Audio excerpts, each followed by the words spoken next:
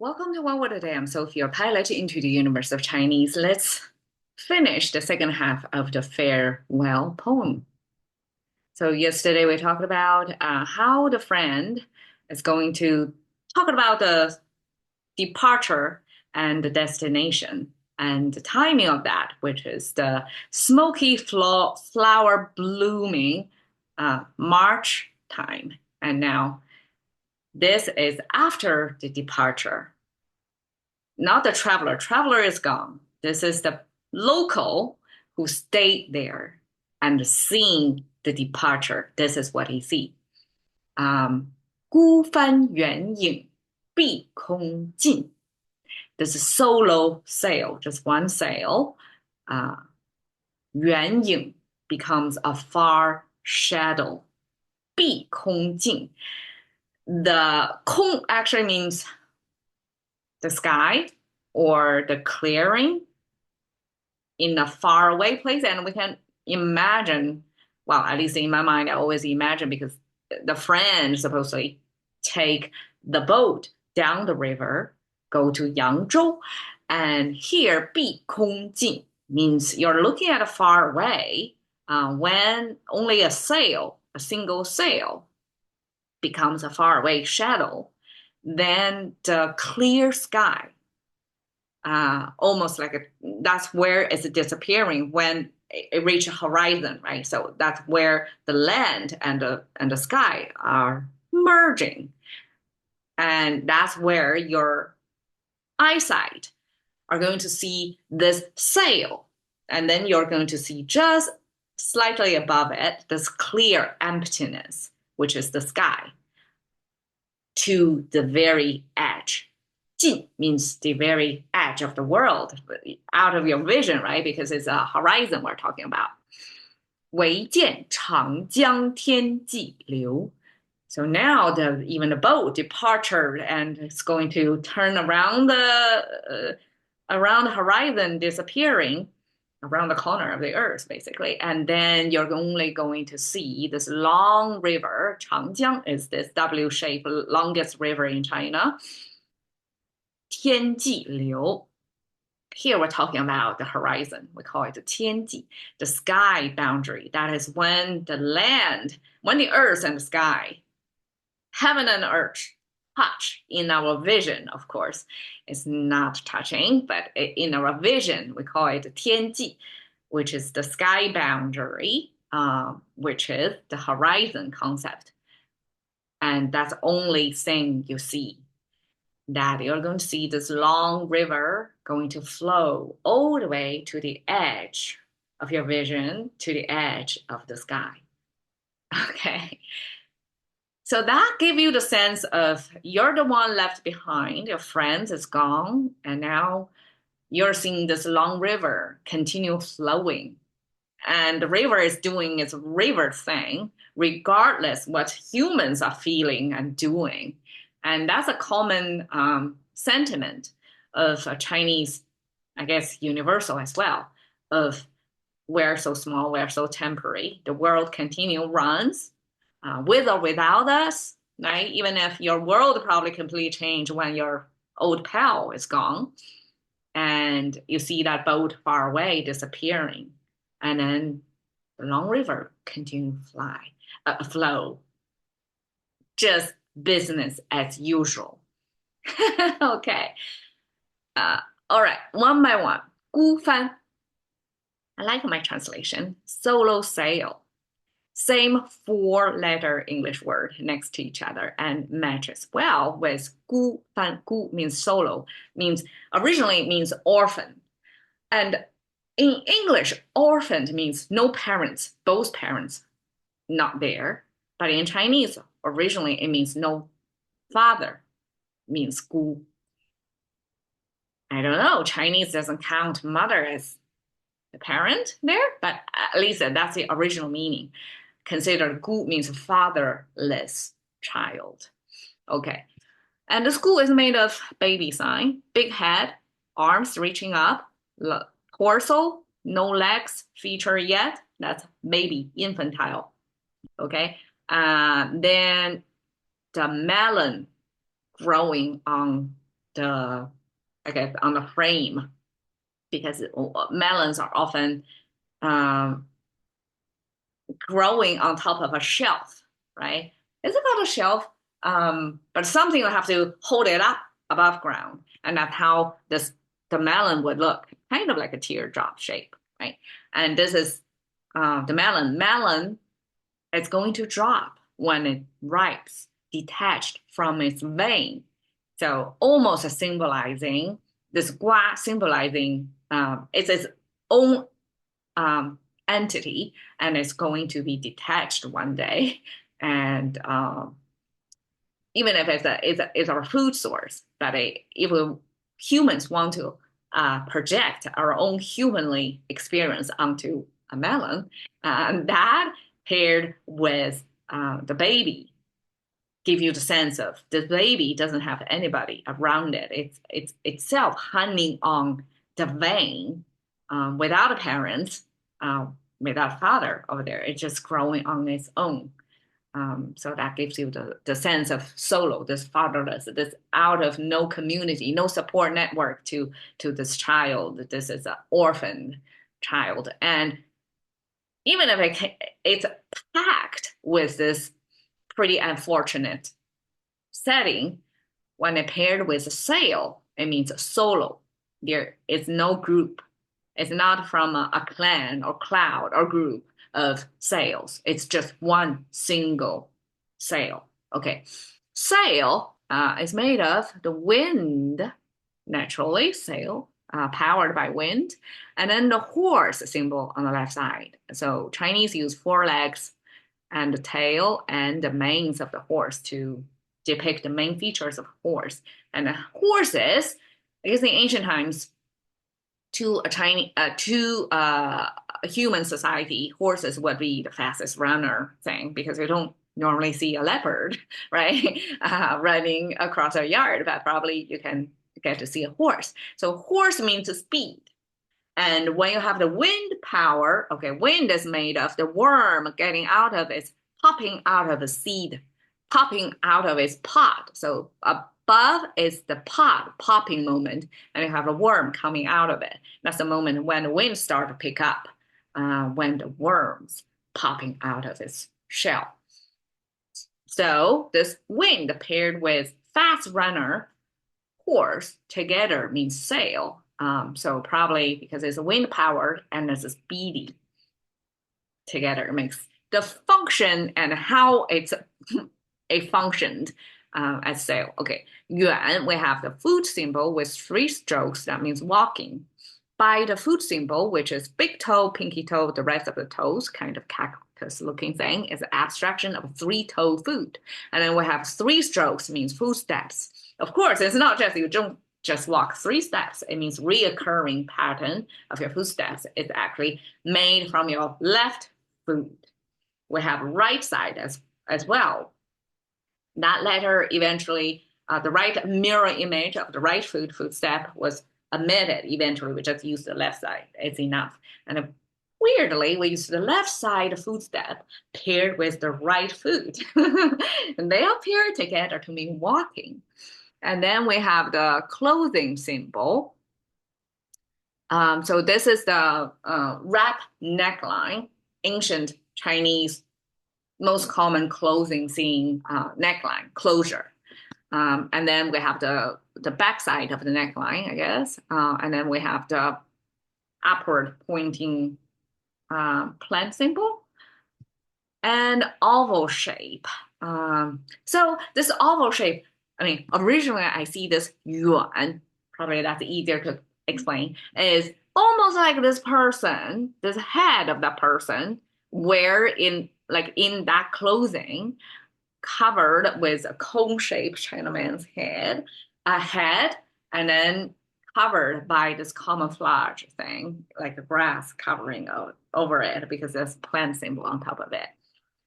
So it's kind of geared up for far away traveling. And paired with a walking symbol, this travel symbol together, it means far away. But it could also mean somebody well protected from nature, from the sun, the oval shape no, not sun, because there's no energy in there.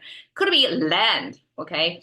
By just the oval shape itself, it means a space. So you have this place, clothing wrap around that space. And then you have the plant symbol on top of the space. So it's talking about this far away space that's wrapping around the land you're from. I guess ancient times, civilizations are only located, like a small village is only located on a small surface. And people were aware that beyond that is way further away from your clan,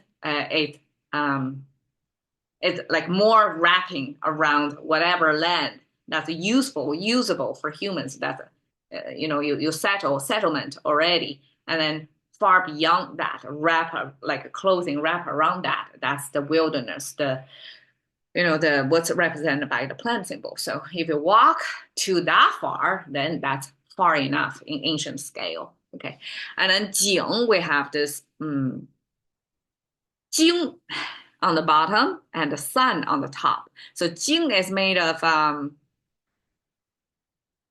the roofing, almost the roofing side, and the root of the draping of the draping of the fabric or something.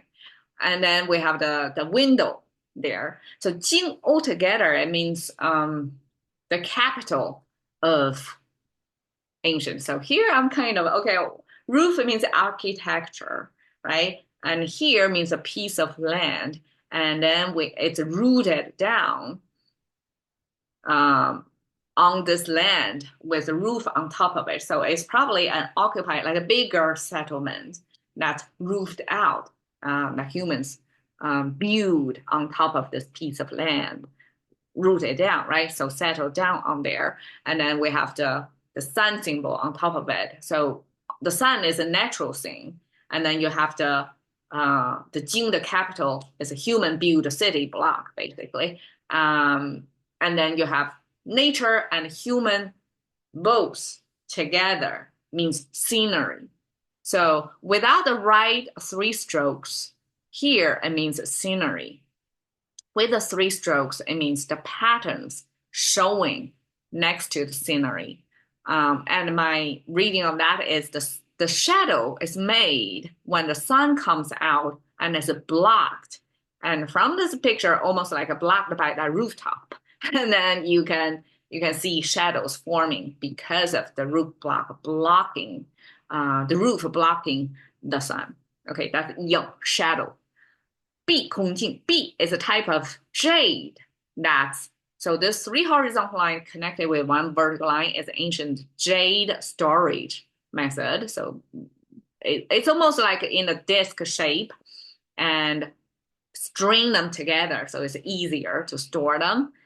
Jade, and then we have the oval shape with one horizontal line. That's a sun symbol with one pointy. That means the sunlight. And sunlight is Chinese color white. And we have the high ground, top left corner, high ground, with an oval shape means an object on that high ground. It's our stone symbol. So we have a white color stone that is used on the jade, means the jade carries the colors of kind of a whitish stone. And that's how Chinese express B. B is kind of a whitish green color. And that often from the jade color transferred to the sky color. It means when it's clear, when there's no clouds, that's how the color in the sky would look. And of course, it's not exactly green, right? It should be blue. Oh, English culture would define the clear sky, would be blue color sky, but Chinese would use B as well. I guess B also, besides the color of the jade that looks as if it's a white stone, it also symbolizes the purity. The jade, just like a diamond, right? Clarity is one thing, one dimension. And the jade, how pure that is. So B, in that sense, is kind of a pure jade. Eventually, it's not only color, but how clear means cloudless. There's no other intervention between you and the sun. Okay, 空, we have this big arch with chimney, that's a shelter. And this two carved out thing, that's ventilation. So this is the ancient caveman living condition.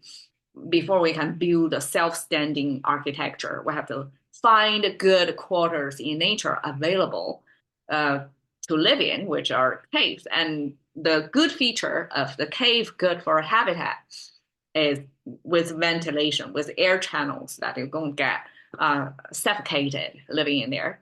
And then we have this two horizontal line connected with one vertical line. That's ancient tri-square, the type of measurement tool, ruler, to measure complete perpendicular angle.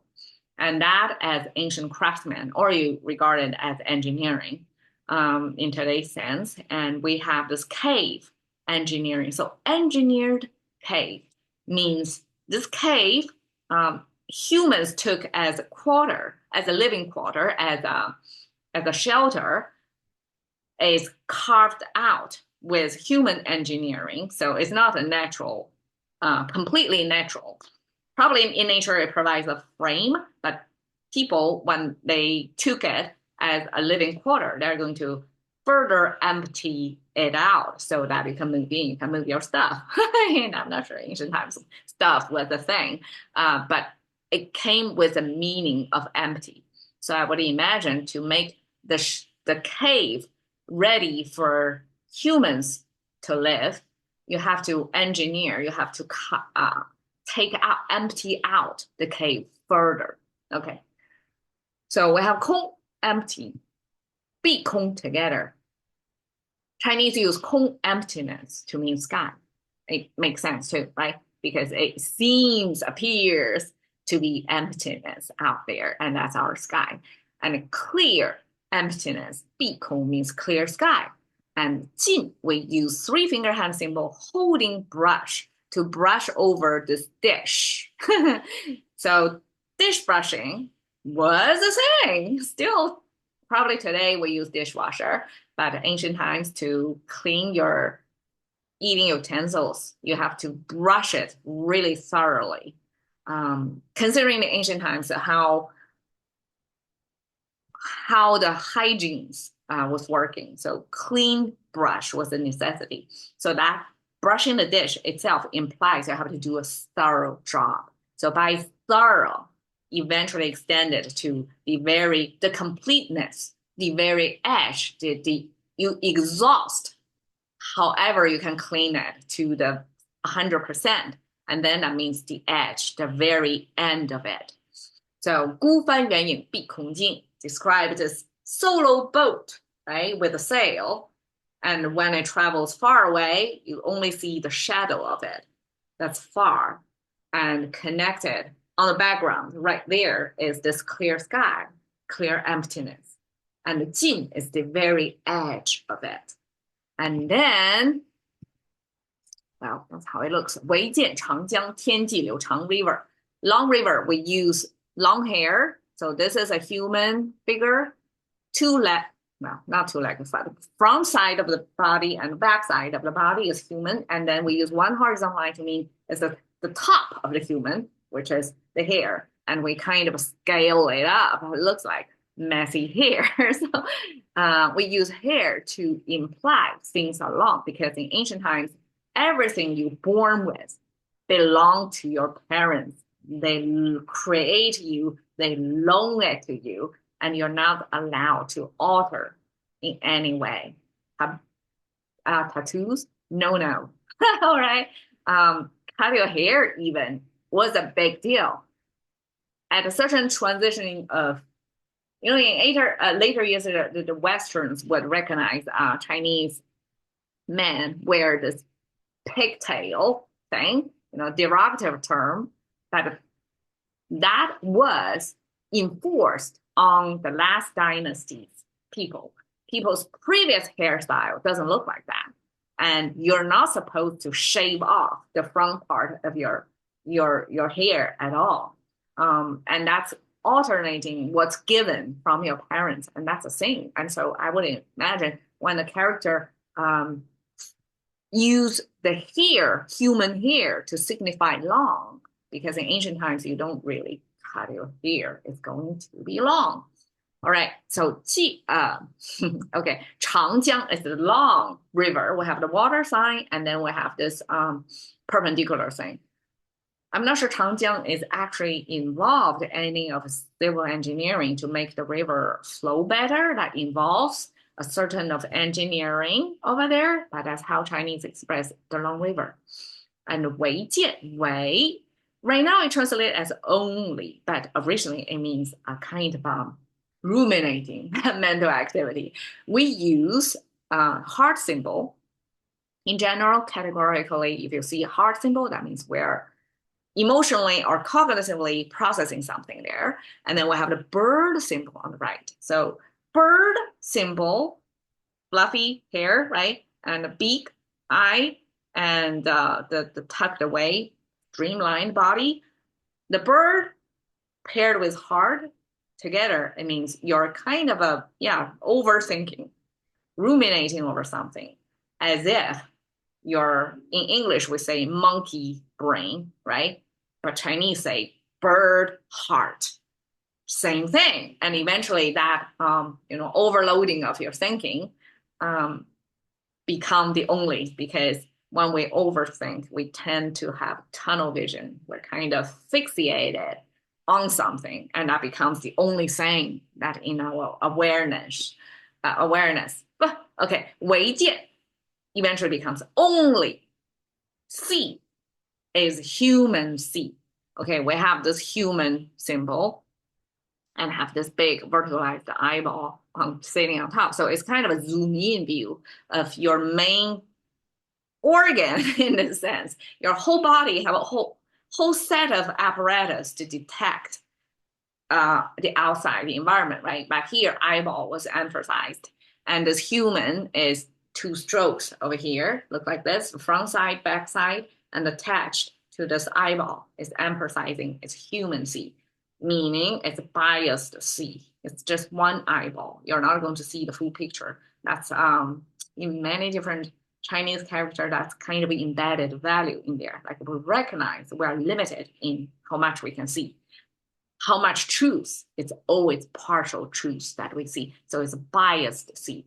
Only see the long river, 长江, 天际流 means flowing toward the sky boundary, flow toward the horizon. So 天际 is our horizon. Top line is the sky already, and we use this symbol of big, left and right combined with a binder. It's double size something, means bigger than something. So eventually we use it as an absolute term, means it's big, but originally it means double something. It's bigger than. And we have so much embedded in assumptions when we use the language. Bigger than something eventually becomes big, because when we're talking about the big, it means we already have a mutually agreed upon standard of what's considered normal. And compare with that, then you have big. Okay, so big horizontal line, big line, that's our sky. And then we have ji. This top right corner thing means high ground. And then we add 3 boxes attached to that. It's visually to tell you this is a ground so vertical that you cannot scale up. I don't think ancient times people exercise rock climbing, so nobody can climb up that in ancient times. Okay, and then this cliff thing next to, so cliff already give you the boundary, like you cannot cross over that.